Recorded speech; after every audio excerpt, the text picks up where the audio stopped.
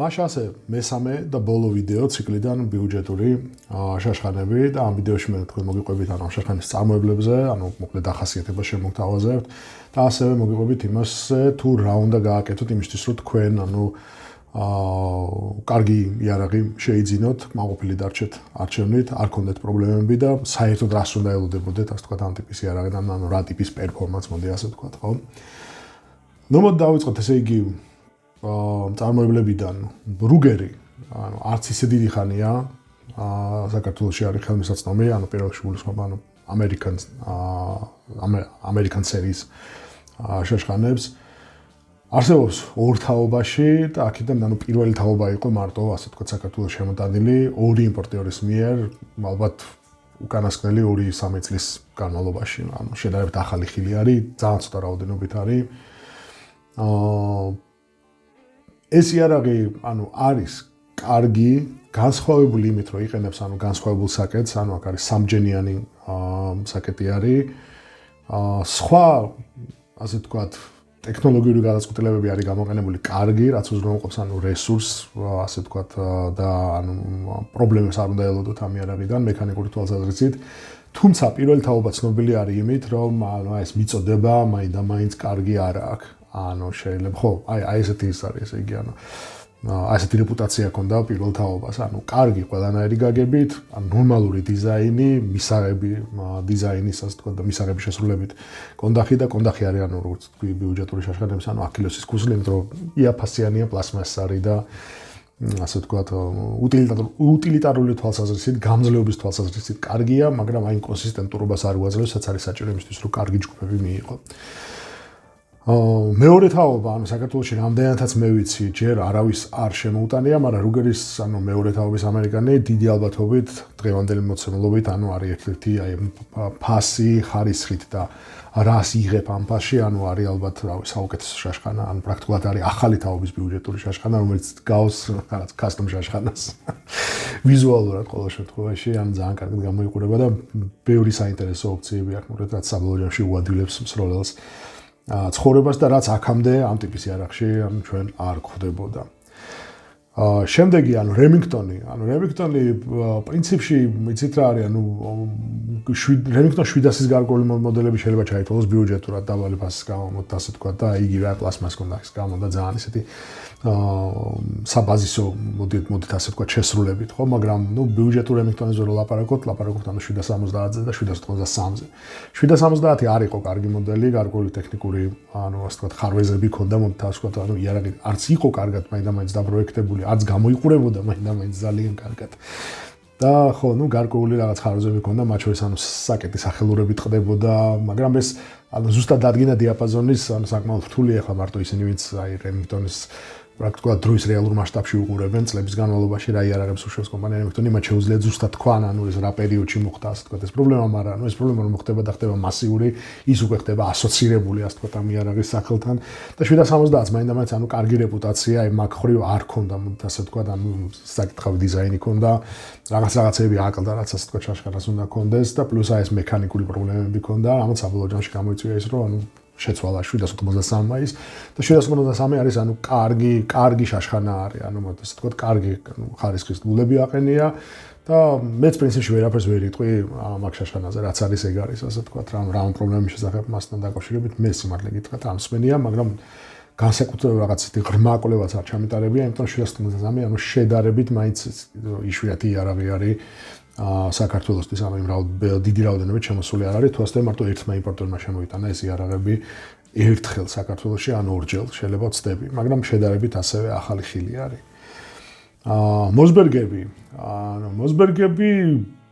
მოზბერგი პირველად შემოიტანა დიანამ, მე მგონი, სადღაც ასე 7 წლის წინ შეიძლება ვცდები და მოზბერგი არის ერთ-ერთი, ასე ვთქვათ, კარგი წარმომადგენელი ბიუჯეტური შაშხანების, გამოირჩევა იმით, რომ მაგალითად იგივე MVP-ები არ ღირს მაინდა-მაინც ძვირი, შეიძლება გავატაროთ ბიუჯეტურ კატეგორიაში. ბიუჯეტურ კატეგორიაში ასევე უდაოდ გადის მოზბერგის პატრიოტის სერიის შაშხანები. რა შეიძლება ითქვას აქ, ხო, ვიზუალურად საკმაოდ კარგად გამოიყურებიან, არის ხელმისაწვდომი ტაქტიკური ვარიანტები, ანუ ვარმინტები, ესე იგი ტაქტიკური ვარიანტები შედარებით მოკლესკელკედლიანი ლულებით. არის ხელმისაწვდომი, ანუ სკაუტის კონფიგურაციაში, ანუ ძალიან ბევრი ვარიანტი არის, მომდით ასე ვთქვათ რა. მათ შორის კონდახით, რომელიც გარკვეულ რეგულირებებს გაძლევს, ანუ წააგავს რაღაცა ტაქტიკურ სნაიპერულ შაშხანას. მათ შორის არის ხელმისაწვდომი, ანუ ხის კონდახში, კი, ანუ პატრიოტის სერიები არის ხელმისაწვდომი ხის კონდახში, რაც ბიუჯეტური, ანუ ჭეშმარიტი ბიუჯეტური შაშხანებისთვის საკმაოდ ესეთი იშვიათობა არის. აქვს გახსნილი კონსტრუქციის რესივერი, განსხვავებით ბევრი სხვა და თითქმის ყველა სხვა ბიუჯეტური შაშხანებისგან, რაც ნიშნავს, რომ შეგიძლია ხო ანუ ზევიდან დატენო და თუ რამე დაბრკოლება მოხდა, ეს გადახსნილი რესივერი, ანუ გარკვეულ მომთ ასე ვთქვათ, რაღაც ასე ვთქვათ, გაძლევს, ანუ შესაძლებლობას, რომ თითებით ჩაძვრე იქ და ესე იგი, ანუ ვიზუალურად დაინახო რა მოხდა და მე ეს დაბრკოლება აღმოფხვრა. მაგრამ ანუ MVP-ზე მაგას ვერ ვიტყვით, მაგრამ აი Mossberg Patriots-ებს აქვს და ეს რეპუტაცია არაკონსისტენტური სიზუსტის. და ეს არაკონსისტენტურობა ანუ საყურადღებო იმიტომ არის, რომ ანუ კარგ შედეგსა და თქვათ კარგ შედეგიან Mossberg Patriots შორის და ცუდ შედეგიან Mossberg Patriots შორის შეიძლება იყოს უშველებელი განსხვავება. ანუ ჩვენ ვლაპარაკობთ სიზუსტეზე, რომელიც არის 4-5 ინჩს აღემატება, ანუ 10 სანტიმეტრს აღემატება 100 მეტრზე, რაც შაშხანისთვის, ანუ რა პროფილის ლულაც არ უნდა ქონდეს და რა საშენელი კონდახით ზედა უნდა იყენოს, ანუ აბსოლუტურად მიუღებელი არის. რაც ალბათ მეტყველებს იმაზე და მე რამ რევიუებს რაც უყურე, ანუ საბოლოო ჯამში ანუ ეს ადამიანები ანუ გამორიცხვის მეთოდით ანუ მიდიოდნენ ლულამდე, რომ აი ეს პრობლემა, ანუ აი ეს სიზუსტის იყო ლულაში. და ბოლოსთვის ანუ შემოვიტოვე პრინციპში ანუ Savage, რომელიც ჩემს არის ყველაზე კონსტანტური ბიუჯეტური შაშხანა და გასაკვირი ეს არც არის, ანუ სიზუსტის თვალსაზრისით, საიმედობის თვალსაზრისით, რესურსის თვალსაზრისით, ანუ ეს ყოველთვის კარგად გამოიყურება. სხვადასხვანაირ ვარიანტებში არის ხელმისაწვდომი, ისევე როგორც Mossberg-ი, რა ვიცი, ყველანაირი კონფიგურაციის ლულით, ყველანაირი რავი, კვების მექანიზმით, შიდამჭიდით, გარემჭიდით და ასე შემდეგ. და ანუ ეს გასაკვირიც არ არის, ხო გეუბნებით, იმიტომ რომ ყველაფერი ის, რაც მათ შორის ახლა არის სტანდარტული, ანუ დამახასიათებელი ბიუჯეტური შაშხანისთვის, ანუ პირველად იქნა გამოყენებული Savage-ი, მათ შორის ეს floating bolt head-ი ორჯენიანი, მათ შორის ანუ ეს კანჩი ფიქსატორი ლულის რესივერში, ანუ საბოლოო ჯამში, ანუ Savage-მა შემოიტანა ყველაფერი ის, მოკლედ რაც მე გადავიდა, ანუ სხვა ეს მადლი გადავიდა სხვა მწარმოებლებზე და მისცა მათ საშუალება, ანუ მასიურად აწარმოონ კარგი ხარისხის იარაღი, როგორც ამას თავის დროზე Savage-ი აკეთებდა, მაგრამ Savage იყო პიონერი და უნდა ვივარაუდოთ, რომ ესე იგი ყველაზე მეტი გამოცდილება აქვს აი მასიური წარმოების კარგი ხარისხის იარაღების. რა თქმა უნდა, საქართველოში ხელმისაწვდომია ასევე სხვა ბიუჯეტური შაშხანები და ზოგადად ხელმისაწვდომობა იარაღების ჩვენთან ცოტა ისეთი საკითხი არის რა. ახლა წარმოგიდგენთ, ახლა როცა პატარა ბაზარზე არის საუბარი, ანუ აქ ხო გეუბნებით, ანუ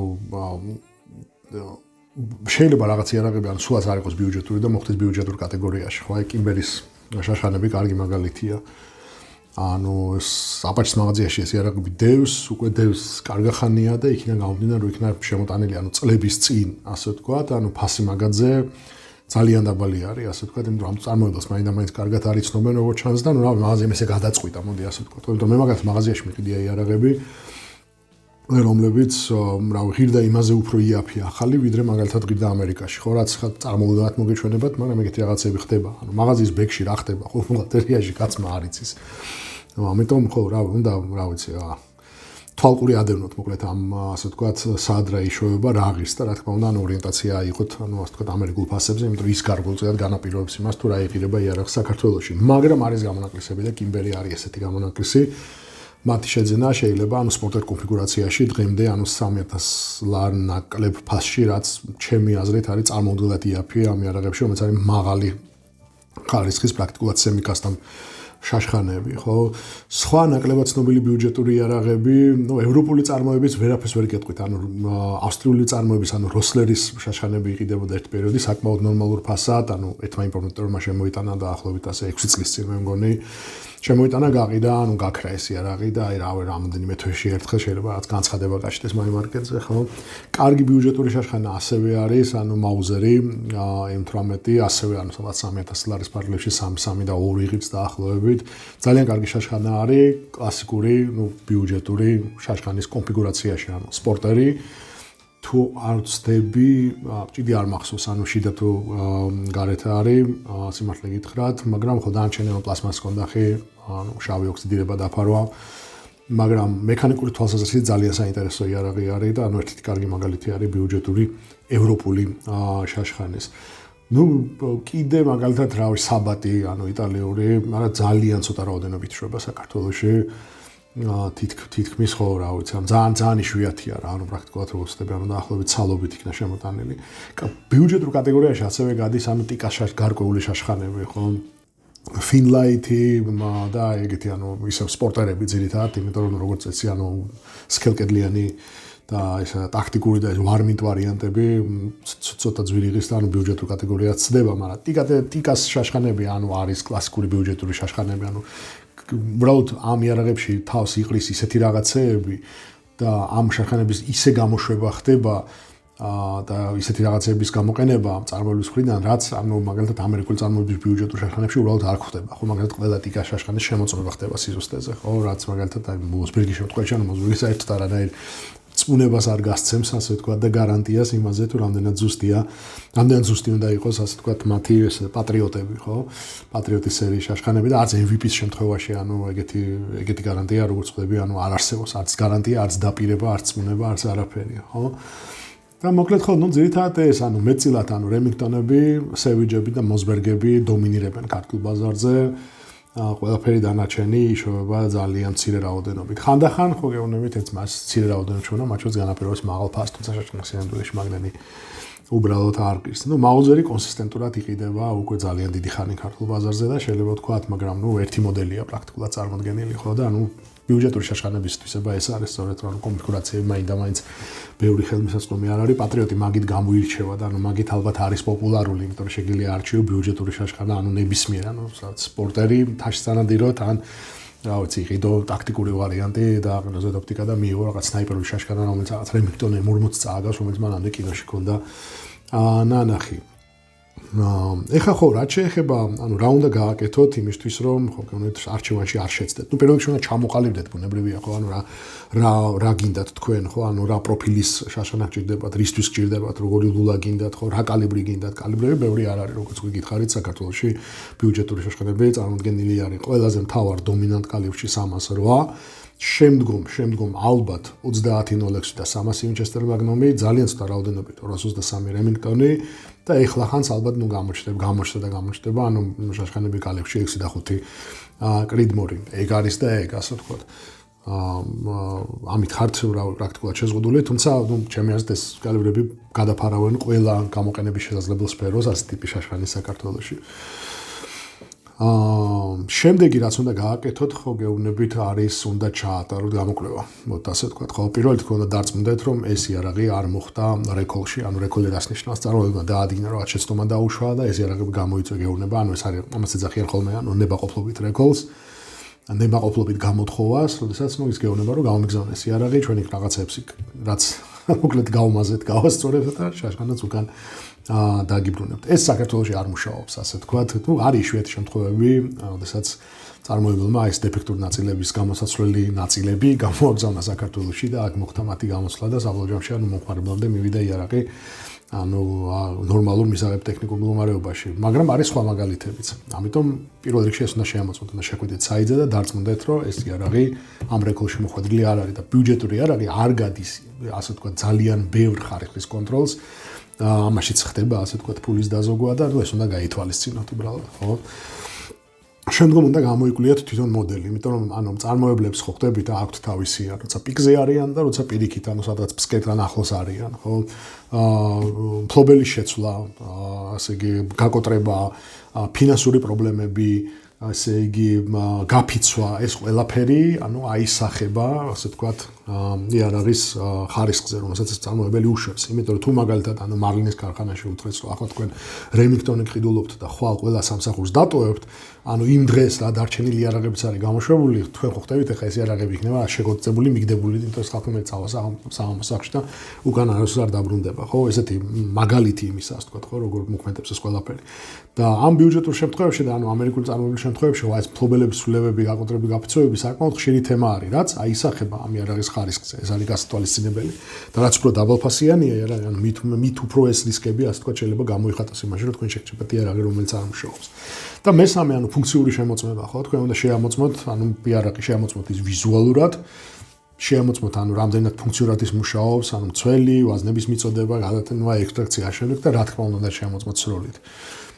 სროლით შემოწმება, ეხლა ისეთ თემა არის, ანუ შეიძლება რაღაც ეს კონკრეტული მუხტი არ მოეწონოს და მაინც კარგი შედეგი არ მიიღოთ, მაგრამ საშუალო შედეგი თუ მიიღეთ რაღაც ერთი მუხტის სროლიდან, უნდა ივარაუდოთ, რომ რაღაცა მუხტში არჩევთ, სადაც ეს შენი საშუალო შედეგი გახდება, არც თუ ისე ცუდი შედეგი, ანუ კარგი შედეგი, იმიტომ რომ გამოიყენებთ იმ მუხტს, რომელიც ამ შაშხანას მოწონს, მაგრამ ესეთი რადიკალური განსხვავება ხოლმე როგორც წესი, ანუ არ არის, მოდით ასე თქვა, მაგრამ თუ თქვენ ხედავთ, რომ ანუ სიზუსტე მანდ არ არის, ანუ რა ვიცი, ჩვენ ლაპარაკობთ 80-ზე, ანუ 100 მეტრზე, 10 სანტიმეტრზე, 12 სანტიმეტრზე, უნდა ივარაუდოთ, რომ სავარაუდოდ თქვენ ანუ შაშხან, ან მუხტს ვერ ნახავთ, რომელიც აიძულებს ამ შაშხანას ისრულოს წესიერად. ნუ არის განსხვავებები, მქონდა ესეთი შემთხვევა მოზბერგ-მემერთან, ანუ R15-თან, ბიუჯეტურ R15-თან, მოზბერგის წარმოები, სადაც 62 გრანიანტუია, ანუ ეს შაშხანა ვერ ისროდა, ანუ A4-ის ხელა ჯგუფებს იღებდი 100 მეტრზე, მე 69 გრანიანი Sierra Matchking-ი ტყვია გამოვიყენეთ, იგივე დენთის მუხტით, ანუ იგივე ყველაფერი იგივე აბსოლუტურად და ანუ მივიღეთ სიზუსტე 24-იანი ხელა ჯგუფებს აკეთებდა 100 მეტრზე. ჩემი თვალით თუ არ მენახა, სხვა შემთხვევაში ვეთქოდი, არა, შანსი არ არის, აი 7 გრანის სულებამ ტყვის ზონაში არ შეიძლება, ანუ აი ეს გახადოს ამად. მაგრამ ნუ ჩემი თვალით ვნახე, ასე ვთქვათ, მოესწარი ამას ყველაფერს. იმის მე რაც გამოურიცხეთ რეგულარულად ამორყეული, რომ ოპტიკა, რა ვიცი, არ მუშაობს, ანუ კრონშტეინი ამორყეული, იმიტომ რომ ესეც საჩინო ჯგუფებს იღებ ხოლმე, როგორც წესი რაღაცა, ანუ აშკარა მექანიკური პრობლემა არის, მორყეული კრონშტეინი მაგალითად. მაგრამ ნუ აი ესეთი რაღაცეებიც ხდება. ამიტომ ხო, ასე უნდა გამოიკვლიოთ, ესე იგი უნდა შეამოწმოთ და უნდა დარწმუნდეთ, რომ ანუ ეს იარაღი ანუ რეკოლში, ასე ვთქვათ, არ მოხდა. იმიტომ რომ გავმეორდები ლაპარაკობ ბიუჯეტური იარაღზე და ბიუჯეტური იარაღს აწყობენ ანუ გამზადებული დეტალებისგან ხელოსნები და არა ოსტატები, ასე ვთქვათ. და კი, შეიძლება მიიღოთ შაშხანა, რომელშიც ერთი დეტალები, რაღაც, ნუ მაგალითად რესივერი დაშვებების ერთ მხარეს არის, ლულა დაშვების მეორე მხარეს არის და მიიღეთ შაშხანას, რომელიც ლულა იყურება, ანუ სხვა მიმართულებით. და ოპტიკაში უბრალოდ შესწორებების მარაგი არ გაქვს საკმარისი, რომ ეს იარაღი გაანულო. ეგეთი რაღაცეებიც ხდება, მაგრამ ხო გეუბნებით, გავემეორებ ლეიბ მოტივს, ანუ ჩემი ამ ვიდეოების დღესდღეობით ჩვენთვის როგორც არასდროს კარგი შაშხანები არის ხელმისაწვდომი, როგორც არასდროს დაბალ ფასებში და ალბათობა იმისა, რომ ეგეთ შაშხანა თქვენ შეგხვდებათ, არის ძალიან დაბალი. ანუ ინტერნეტს მაინდა-მაინც ანუ გამოიყენეთ როგორც ინფორმაციის წყარო, მაგრამ უნდა მიხვდეთ ხო, რომ არის ათასობით ადამიანი ისვის შაშხანებიდან პრობლემის გარეშე და 10 ადამიანმა შეიძლება ისეთი გნიასი დააყენოს ანუ ინტერნეტში პრობლემების გამო, რომ შენ შეიქმნას წარმოდგენა, რომ ანუ რაღაც მასიურ პრობლემაზე არ არის, მაშინ როდესაც სინამდვილეში ეს არ არის. ამიტომ რაოდენობა პრობლემების, ანუ შეუფარდეთ, ასე ვთქვათ, გაყიდული იარაღების რაოდენობას და დაახლოებით სურათს დაინახავთ. აი ეს არის ყველაფერი, მოკლედ, რისი მოყოლაც მე მინდოდა ამ ბიუჯეტურ შაშხანებში. წინა ვიდეოებში ანუ მოგიყევით საერთოდ რა არის ბიუჯეტური შაშხანა, ანუ ასე ვთქვათ, რავი, ისტორია, ასე ვთქვათ, დახასიათება, მე ანუ ტექნიკურად აღიწერეთ, ანუ სხვადასხვა წარმოებლების შემთხვევაში ეს ბიუჯეტური შაშხანა რას წარმოადგენს და რითი მიიღწევა ეს ბიუჯეტურობა და ანუ დახასიათება გარკვეული წარმოებლების, გარკვეული მოდელების მოგეცით და ასევე ის რა უნდა გააკეთოთ იმისთვის, რომ ანუ კარგი შაშხანა შეარჩიოთ და ნუ კარგი შაშხანა ხო გითხარით, ანუ კრიტიკულია კარგი არჩევანის გაკეთება, იმიტომ ჩვენ ცხოვრობთ ქვეყანაში, სადაც ანუ არ სელდება წარმოებლის გარანტიები, მოდით ასე ვთქვათ, სადაც ანუ შეუძლებელია რაღაც შეუკვეთო ნაწილი და ჩამოიტანო ყოსყოში ძალიან დიდ პრობლემებს უკავშირდება და ჩვენ ცხოვრობთ იმ მოცემულობაში, ანუ ჩვენ ქვეყანას ის კურსი აქვს აღებული, ანუ ჩვენ შორდებით ანუ დასავლურ სამყაროს და იარაღის ფლობის უფლება, ანუ არის დასავლური სამყაროს პრივილეგია, მოდით ასე ვთქვათ. ეს სხვა ქვეყნებში ანუ ეს უფლება არ არსებობს, ან ძალიან შეზღუდული არის და ხო, ანუ ამ შედეგებს საბოლოო ჯამში ანუ ჩვენც ვიგზნობთ იმაში, რომ ანუ გართულდება იარაღის შემოტანა, გართულდება აქსესუარების შემოტანა, გართულდება ამას ანუ კერძო წესით ამ ყველაფრის გაკეთება, გართულდება ამუნიციის შემოტანა და საბოლოოდ ხო და კიდე რას ასე ვთქვათ გვიმზადებენ ასე ვთქვათ ხელისუფალნი ბოლომდე უცნობი არის, მაგრამ ხო ნუ ინტერნეტში ალბათ მე გაჩნდება რაღაც ის პოეტური პოსტები, ასე ვთქვათ, იმ ბრძოლასთან დაკავშირებით და რაღაცები და ამით მიხვდებით, რომ რაღაცა ცუდი ხდება. ხო და ნუ ეს არის სამწუხარო მოცემულობა, რომელშიც ჩვენ ცხოვრობთ და ამიტომ ხო არჩევანი, სწორი არჩევანი უნდა იყოს, არის კრიტიკული, იმიტომ რომ ანუ გართულებული არ არის შეძენა და ფასები ანუ იზრდება და კი ანუ კიდევ და სიტუაცია უკეთესი არ გახდება რეალურად, და ყველაფერი იქნება, ბევრად იმაზე უარესი ვიდრე ახლა არის. ამიტომ სწორი არჩევნის გაკეთება არის როგორც არასდროს მნიშვნელოვანი და ხო ამ შეეცადეთ რომ ეს თქვენი სასულელო კარიერა, მოდით ასე ვთქვათ, რისი მიღწევა გინდათ და რისი კეთება გინდათ, აი ამის გათვალისწინებით გათვალეთ, თქვათ არა ერთ კვირაზე, ორ კვირაზე და ერთ თვეზე, არამედ წლებზე რეალურად და შესაბამისი თადარიგი დაიჭირეთ, ხო? გულისხმობ, შეიძინეთ კარგი ხარისხის კომპონენტები, რაც თქვენ წლები გამოგადგებათ და პრობლემებს არ შექმნის. და შაშხანები გამეორდები ხო მიუხედავად დაბალი ფასისა, დღეს ისეთი მოცემულობაა, რომ არის აი როგორც არასდროს კარგი და აი ბევრ ვიდეოს ნახავთ თქვენ YouTube-ზე, სადაც ცნობილი რესურსები, რომლებიც წლებია აი ამ შაშხანების რევიუების მომზადებით არიან დაკავებულები, აი ამ ფენომენს ნახავთ თქვენ, მიდიან მაღაზიაში, თაროდან იღებენ აი ამ $600-იან, სევიჩს აყენებენ ზედ $300 ატლონის ოპტიკას და მე მიდიან და კილომეტრზე ისვრიან და ის აუცლებაა, თუნდაც აი ამ პლასმასის კონდახში ეს იარაღი შვენივრად ისვრის. ეს არის ის მოცემულობა და ის ლეიტმოტივი, მოკლედ ის მთავარი რისი თქმაც მე მინდოდა თქვენთვის და დანარჩენი ინფორმაციაც მოგაწოდოთ. იდეაში ყველაფერი გაქვთ, რომ კარგი და სწორი არჩევანი გააკეთოთ. იმედია ყველაფერი თქვენთვის საინტერესო იყო, არ იყო მოსაწყენი და დიდი მადლობა რომ ვიდეოს უყურეთ. თავს გაუხსნით და კარგად იყავით.